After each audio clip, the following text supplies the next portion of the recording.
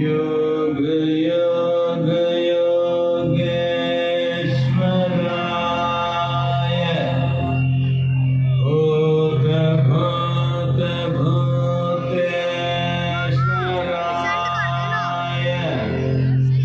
काल काल कालेश्वराय शिव शिव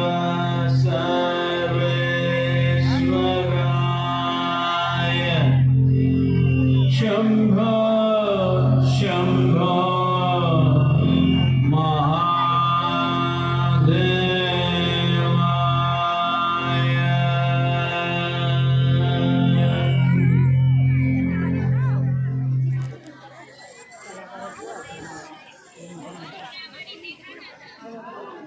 ಆದಿಯೋಗಿ ದಿವ್ಯ ದರ್ಶನವು ಎಲ್ಲಾ ದಿನಗಳಲ್ಲೂ ಇರುತ್ತದೆ.